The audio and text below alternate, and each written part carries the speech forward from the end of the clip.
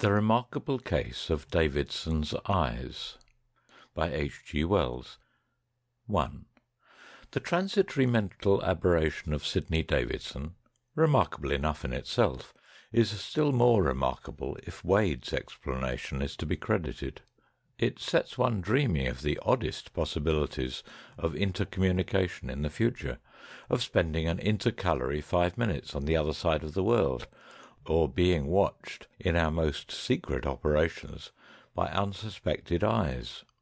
It happened that I was the immediate witness of Davidson's seizure, and so it falls naturally to me to put the story upon paper. When I say that I was the immediate witness of his seizure, I mean that I was the first on the scene. The thing happened at the Harlow Technical College, just beyond the Highgate Archway. He was alone in the larger laboratory when the thing happened. I was in a smaller room, where the balances are, writing up some notes. The thunderstorm had completely upset my work, of course. It was just after one of the louder peals that I thought I heard some glass smash in the other room. I stopped writing and turned round to listen. For a moment I heard nothing. The hail was playing the devil's tattoo on the corrugated zinc of the roof. Then came another sound. A smash, no doubt of it this time. Something heavy had been knocked off the bench. I jumped up at once and went and opened the door leading into the big laboratory. I was surprised to hear a queer sort of laugh, and saw Davidson standing unsteadily in the middle of the room, with a dazzled look on his face. My first impression was that he was drunk. He did not notice me. He was clawing out at something invisible a yard in front of his face. He put out his hand slowly, rather hesitatingly, and then clutched nothing. "What's come to it?" he said. He held up his hands to his face, fingers spread out. "Great Scott!" he said. The thing happened 3 or 4 years ago, when everyone swore by that personage. Then he began raising his feet clumsily, as though he had expected to find them glued to the floor. "Davidson!" cried I. "What's the matter with you?" He turned round in my direction and looked about for me. He looked over me and at me and on either side of me, without the slightest sign of seeing me. "Waves," he said, "and a remarkably neat schooner. I'd swear that was Bellows's voice." "Hello!" he shouted suddenly at the top of his voice. I thought he was up to some foolery. Then I saw, littered about his feet, the shattered remains of the best of our electrometers.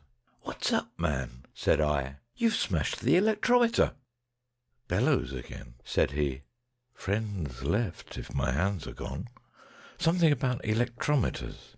Which way are you, Bellows?" He suddenly came staggering towards me. "The damned stuff cuts like butter," he said. He walked straight into the bench and recoiled. "None so buttery, that," he said, and stood swaying. I felt scared. "Davidson," said I, "what on earth's come over you?" He looked round him in every direction. "I could swear that was Bellows. Why don't you show yourself like a man, Bellows?" It occurred to me that he must be suddenly struck blind. I walked round the table and laid my hand upon his arm. I never saw a man more startled in my life. He jumped away from me and came round into an attitude of self-defence, his face fairly distorted with terror. "Good God!" he cried. "What was that?" "It's I, Bellows. Confound it, Davidson!" He jumped when I answered him and stared, how can I express it, right through me. He began talking, not to me, but to himself. "Here in broad daylight, on a clear beach. Not a place to hide in." He looked about him wildly. "Here, I'm off." He suddenly turned and ran headlong into the big electromagnet, so violently that, as we found afterwards, he bruised his shoulder and jawbone cruelly. At that he stepped back a pace and cried out with almost a whimper, "What in heaven's name has come over me?" He stood, blanched with terror and trembling violently, with his right arm clutching his left, where that had collided with the magnet. By that time I was excited and fairly scared. "Davidson," said I, "don't be afraid." He was startled at my voice, but not so excessively as before. I repeated my words in as clear and as firm a tone as I could assume. "Bellows," he said, "is that you? Can't you see it's me?" He laughed. "I can't even see it's myself. Where the devil are we?" "Here," said I, "in the laboratory." "The laboratory?" he answered in a puzzled tone, and put his hand to his forehead. "I was in the laboratory till that flash came, but I'm hanged if I'm there now. What ship is that?" "There's no ship," said I. "Do be sensible, old chap." "No ship?" he repeated, and seemed to forget my denial forthwith. "I suppose," said he slowly, "we're both dead. But the rummy part is, I feel just as though I still had a body. Don't get used to it all at once, I suppose. The old shop was struck by lightning, I suppose. Jolly quick thing, Bellows, eh?" "Don't talk nonsense. You're very much alive. You are in the laboratory, blundering about. You've just smashed a new electrometer. I don't envy you when Boyce arrives." He stared away from me towards the diagrams of cryohydrates. "I must be deaf," said he. "They've fired a gun, for there goes the puff of smoke, and I never heard a sound." I put my hand on his arm again, and this time he was less alarmed. "We seem to have a sort of invisible bodies," said he. "By Jove, there's a boat coming round the headland. It's very much like the old life after all, in a different climate." "Davidson!" I cried. "Wake up!" 2. It was just then that Boyce came in. So soon as he spoke, Davidson exclaimed, "Old Boyce dead too! What a lark!" I hastened to explain that Davidson was in a kind of somnambulistic trance. Boyce was interested at once. We both did all we could to rouse the fellow out of his extraordinary state. He answered our questions and asked us some of his own, but his attention seemed distracted by his hallucination about a beach and a ship. He kept interpolating observations concerning some boat and the davits, and sails filling with the wind. It made one feel queer, in the dusky laboratory, to hear him saying such things.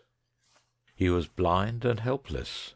We had to walk him down the passage, one at each elbow, to Boyce's private room, and while Boyce talked to him there, and humoured him about this ship idea, I went along the corridor and asked old Wade to come and look at him. The voice of our Dean sobered him a little, but not very much. He asked where his hands were, and why he had to walk about up to his waist in the ground. Wade thought over him a long time. You know how he knits his brows, and then made him feel the couch, guiding his hands to it. "That's the couch," said Wade. "The couch in the private room of Professor Boyce. Horsehair stuffing."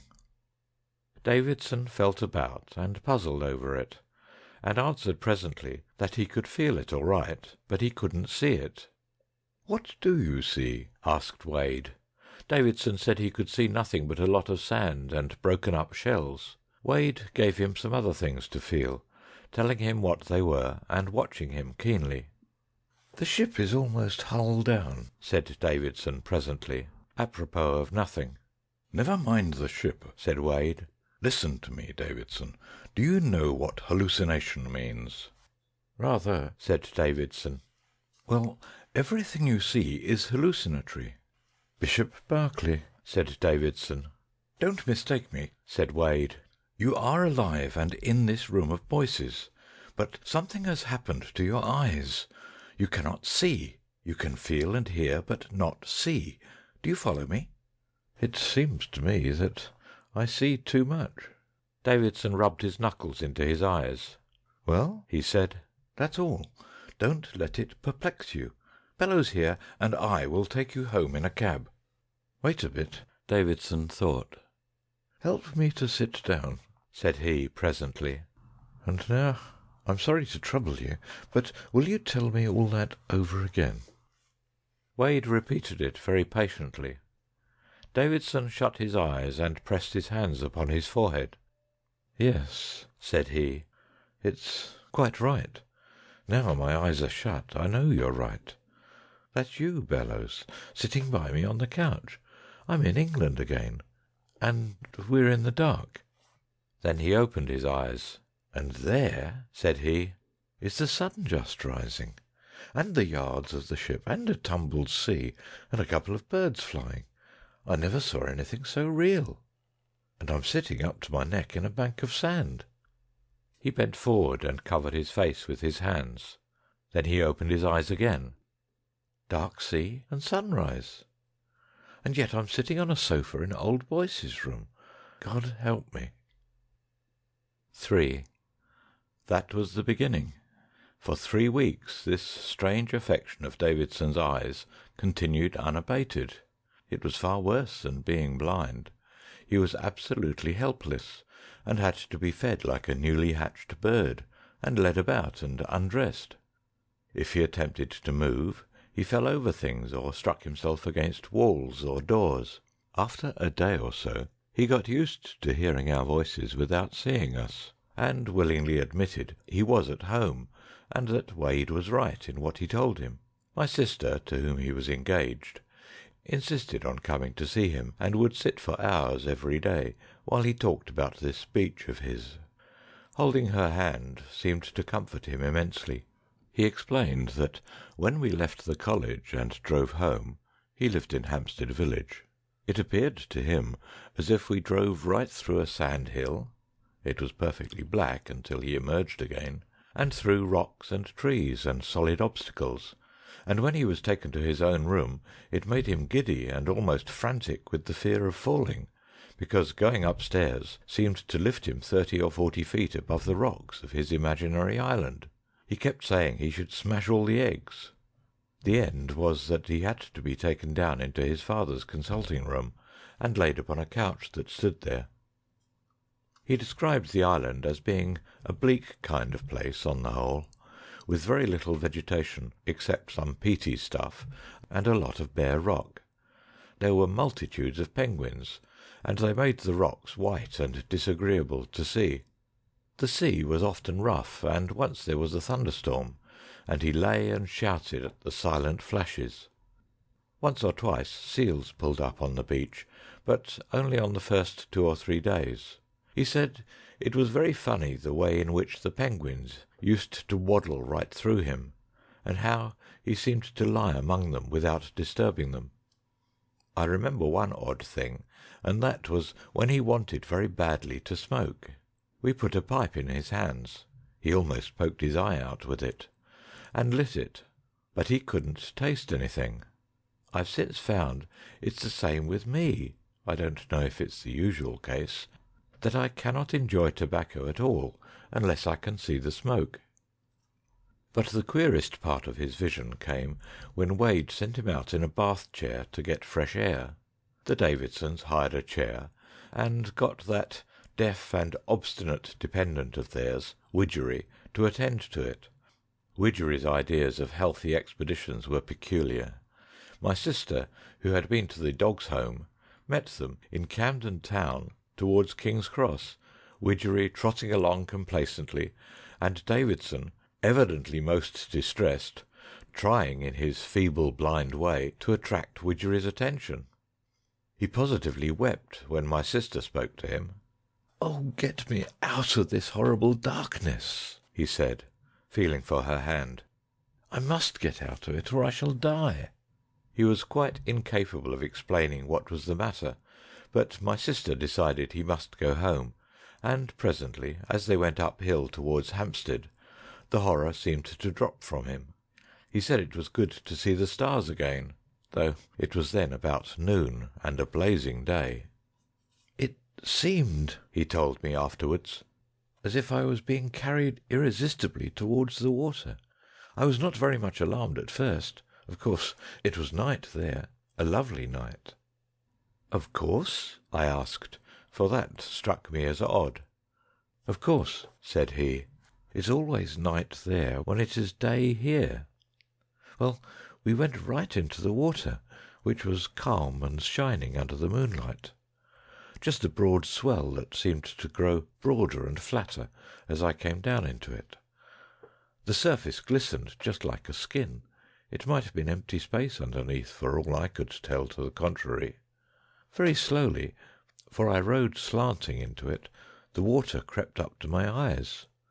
Then I went under, and the skin seemed to break and heal again about my eyes.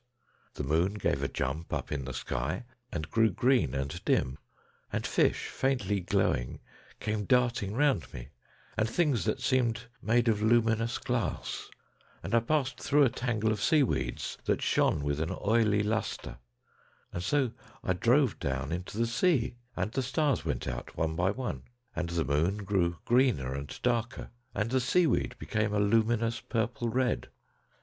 It was all very faint and mysterious, and everything seemed to quiver, and all the while I could hear the wheels of the bath chair creaking, and the footsteps of people going by, and a man in the distance selling the special Pall Mall. I kept sinking down deeper and deeper into the water. It became inky black about me.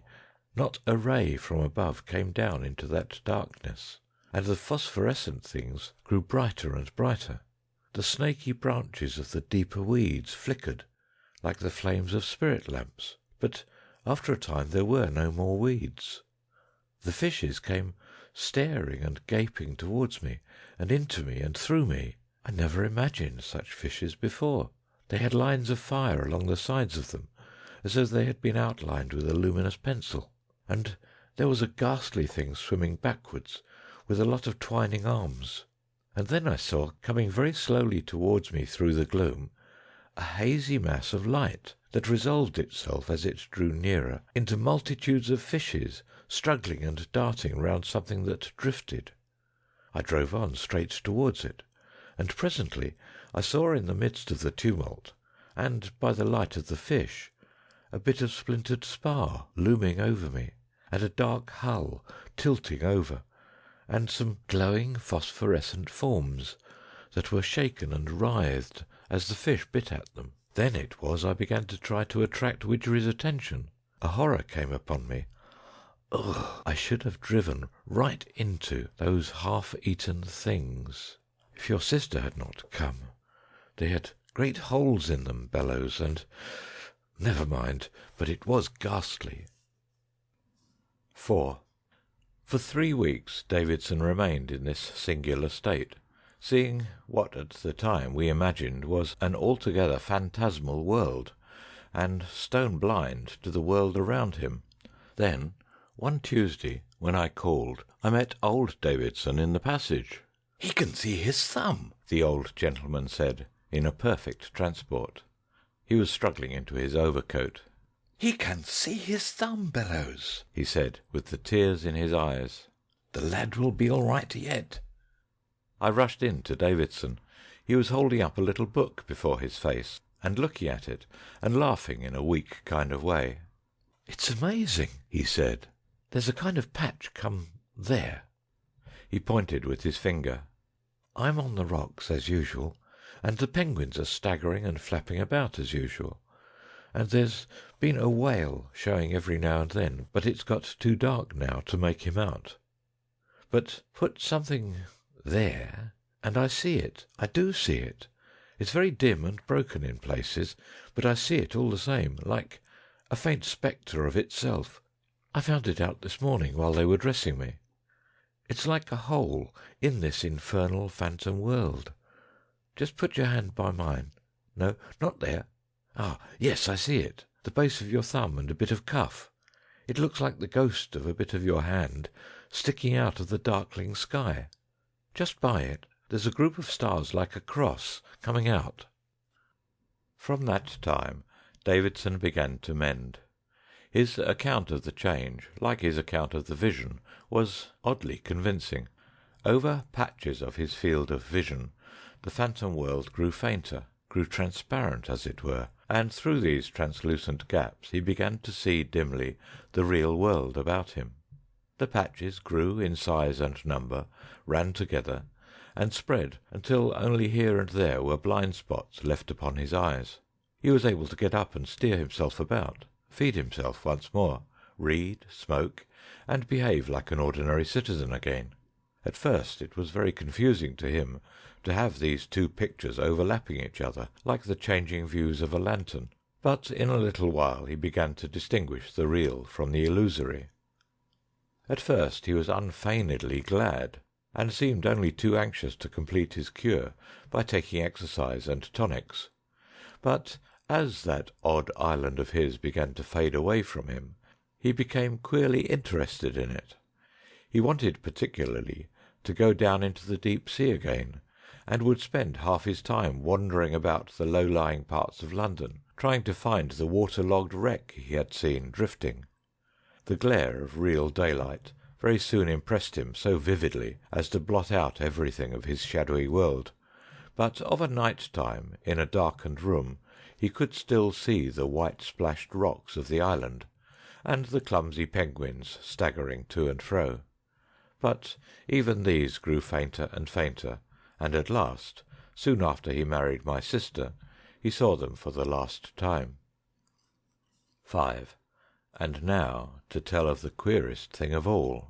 About 2 years after his cure, I dined with the Davidsons, and after dinner a man named Atkins called in. He is a lieutenant in the Royal Navy, and a pleasant, talkative man.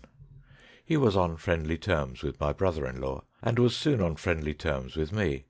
It came out that he was engaged to Davidson's cousin, and incidentally he took out a kind of pocket photograph case to show us a new rendering of his fiancée.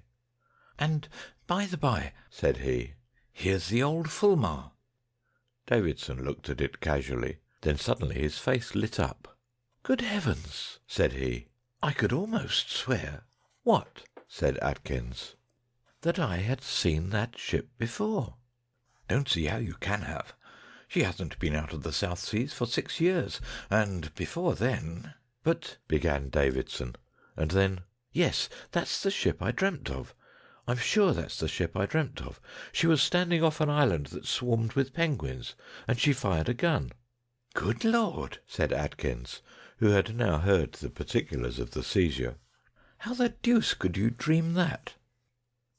And then, bit by bit, it came out that on the very day Davidson was seized, HMS Fulmar had actually been off a little rock to the south of Antipodes Island.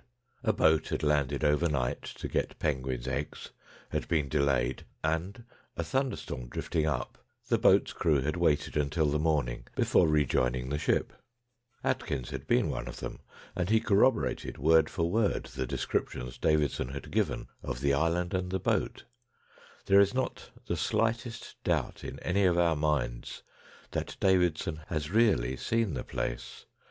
In some unaccountable way, while he moved hither and thither in London, his sight moved hither and thither in a manner that corresponded about this distant island. How is absolutely a mystery. That completes the remarkable story of Davidson's eyes. It's perhaps the best authenticated case in existence of real vision at a distance. Explanation there is none forthcoming, except what Professor Wade has thrown out, but his explanation invokes the fourth dimension and a dissertation on theoretical kinds of space. To talk of there being a kink in space seems mere nonsense to me. It may be because I am no mathematician. When I said that nothing would alter the fact that the place is 8,000 miles away, he answered that 2 points might be a yard away on a sheet of paper, and yet be brought together by bending the paper round. The reader may grasp his argument, but I certainly do not. His idea seems to be that Davidson, stooping between the poles of the big electromagnet, had some extraordinary twist given to his retinal elements through the sudden change in the field of force due to the lightning. He thinks, as a consequence of this, that it may be possible to live visually in one part of the world while one lives bodily in another. He has even made some experiments in support of his views, but so far he has simply succeeded in blinding a few dogs. I believe that this is the net result of his work, though I have not seen him for some weeks.